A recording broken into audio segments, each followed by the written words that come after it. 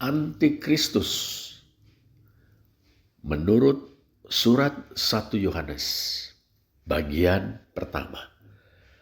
1 Yohanes 2 ayat 18 sampai 27. Saudara, penulis surat 1 Yohanes, kita sebut saja Rasul Yohanes, merasa sangat resah. Betapa tidak, komunitas atau jemaat-jemaatnya, atau kita sebut saja Gereja Kristus, sedang dibayang-bayangi ajaran sesat dan perpecahan. Sekarang telah bangkit banyak antikristus, katanya. Atau sekarang banyak orang telah menjadi antikristus. Nun antikristoi poloi gegonasin. 1 Yohanes 2 ayat 18. Antikristus, penentang Kristus. Bagi Rasul Yohanes, kenyataan ini merupakan suatu pertanda bahwa ia dan gereja Kristus sedang hidup di waktu yang terakhir. SKT Hora ayat 18. Maksudnya bagian akhir dari akhir zaman. Bagian akhir dari rangkaian waktu bagi penggenapan rencana ilahi menjelang kedatangan kembali Yesus Kristus. Apakah ciri-ciri para antikristus itu? Rasul Yohanes mengemukakan sekurang-kurangnya 4 hal. Pertama, orang-orang yang menjadi antikristus pernah menjadi anggota-anggota Gereja Kristus, kemudian meninggalkannya. Mereka berasal dari antara kita, tetapi tidak sungguh-sungguh termasuk pada kita. Dalam teks Yunani kita membaca ex hemon exaltan, al uk esan ex hemon. Bisa juga kita terjemahkan, mereka telah keluar dari kita, tetapi tidak pernah menjadi bagian dari kita. Artinya, orang-orang yang sekarang menjadi para antikristus, dulunya pernah bersama-sama dengan kita. Tetapi mereka tidak pernah menjadi bagian dari kita. Jika mereka sungguh-sungguh termasuk pada kita, sambung sang Rasul, niscaya mereka tetap bersama-sama dengan kita. Dalam teks Yunani kita membaca eigar ex hemon eisan, memene keisan an meth hemon. Kita bisa menerjemahkannya, jika mereka telah menjadi bagian dari kita, mereka tetap tinggal bersama dengan kita. Atas dasar itu, Rasul Yohanes menandaskan bahwa orang-orang itu telah meninggalkan kita, supaya menyatakan bahwa mereka semua bukan bagian dari kita. Fanerotosin hoti uk esin pantes ex hemon. Para antikristus adalah kaum skismatik, pemecah belah gereja Kristus. Yang kedua, saudara, ciri dari para antikristus. Orang-orang yang menjadi antikristus tidak memiliki pengurapan dari yang kudus. Kamu telah beroleh pengurapan dari yang kudus, kata Yohanes. Dalam teks Yunani kita membaca humes krisma ekete apotu hagiu, yang bisa kita terjemahkan, kamu memiliki pengurapan dari yang kudus. Maksudnya, orang-orang yang sungguh-sungguh merupakan bagian dari gereja Kristus telah diurapi oleh yang kudus, yakni Tuhan Yesus, dengan Roh-Nya yang kudus. Secara hakiki, pengurapan itu terjadi saat mereka atau kita berbalik dari dosa dan percaya kepada Tuhan Yesus Kristus. Di saat itulah Roh Kudus yang telah melahirkan mereka atau telah melahirkan kita kembali, sehingga melihat kerajaan Allah dan masuk ke dalamnya, dikaruniakan untuk tinggal di dalam mereka atau di dalam kita, dan menyertai mereka, menyertai kita untuk selamanya. Secara simbolik, pengurapan itu dinyatakan melalui sakramen baptisan kudus yang sekaligus juga menggabungkan mereka, menggabungkan kita yang percaya ke dalam gereja Kristus.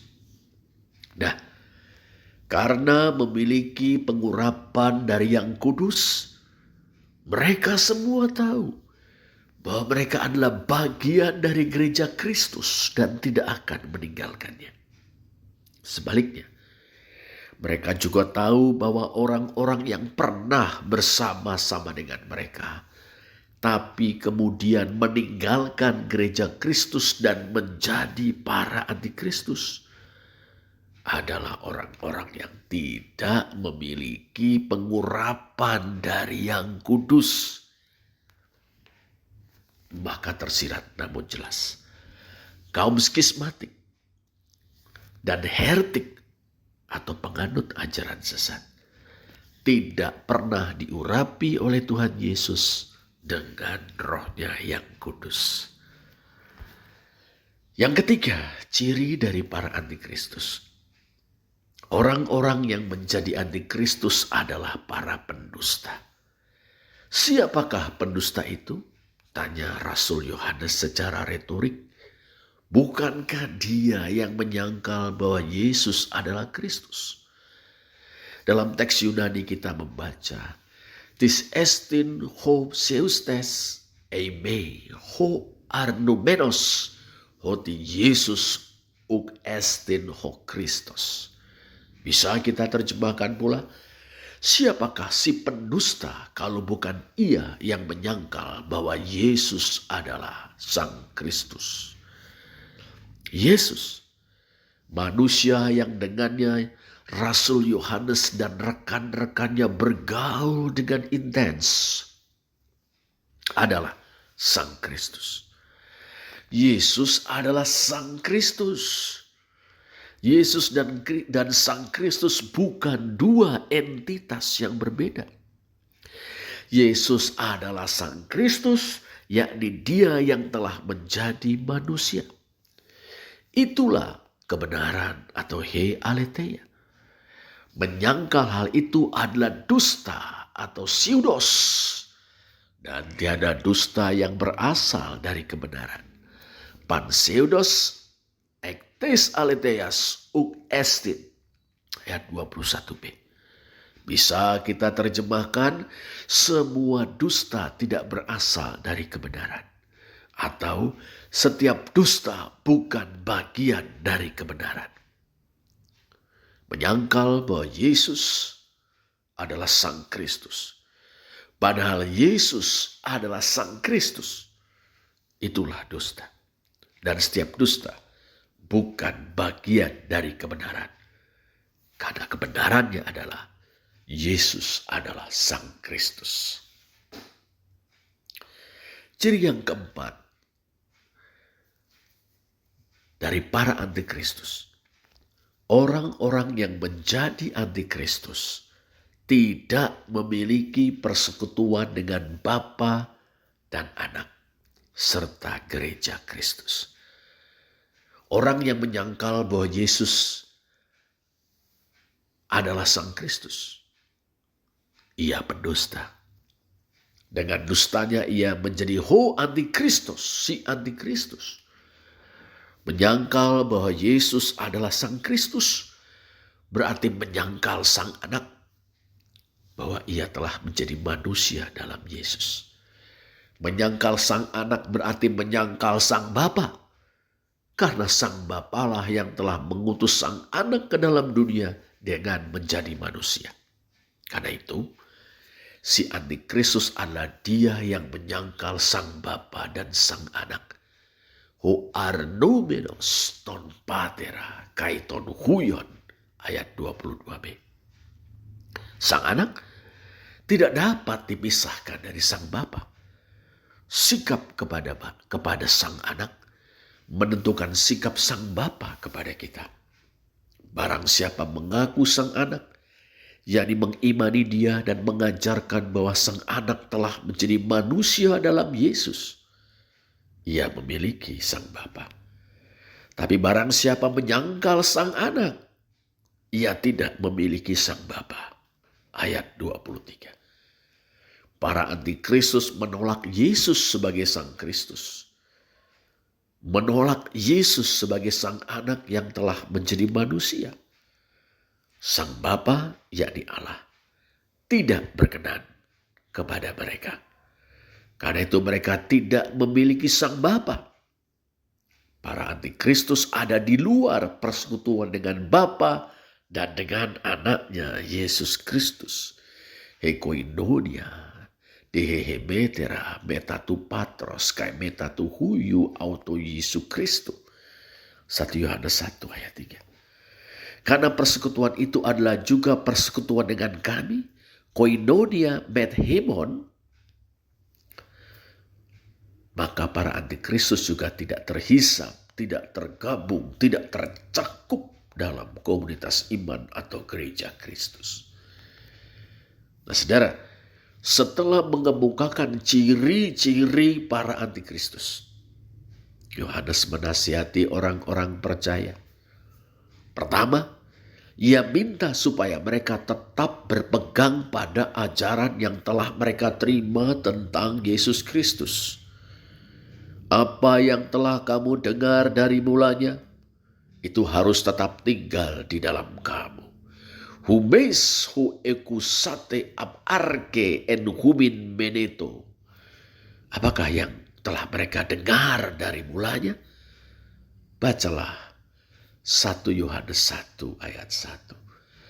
Apa yang telah ada sejak semula, apa yang telah kami dengar, yang telah kami lihat dengan mata kami, yang telah kami saksikan, dan yang telah kami raba dengan tangan kami tentang firman hidup, itulah yang kami tuliskan kepada kamu. Saudara, ajaran bahkan berita bahwa Yesus adalah firman hidup yang telah menjadi manusia. Bahwa Yesus adalah Sang Kristus itu sendiri.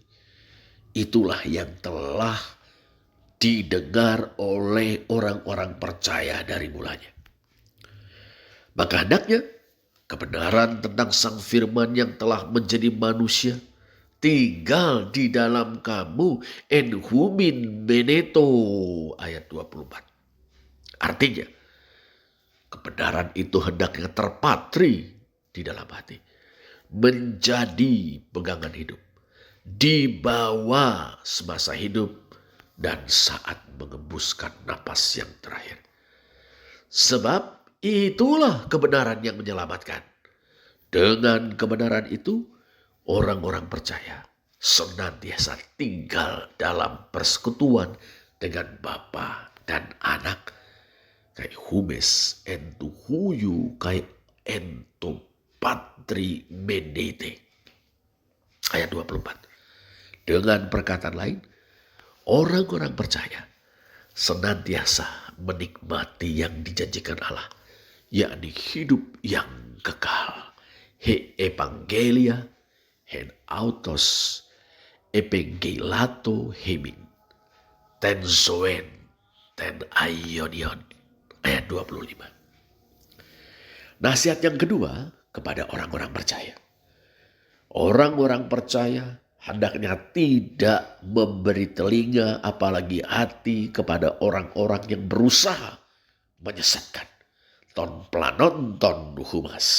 Ayat 26. Ajaran para antikristus yang menyangkal kebenaran adalah dusta. Lagi pula orang-orang percaya telah memiliki urapan, yakni kehadiran Roh Kudus di dalam diri mereka dan di tengah-tengah mereka sebagai gereja.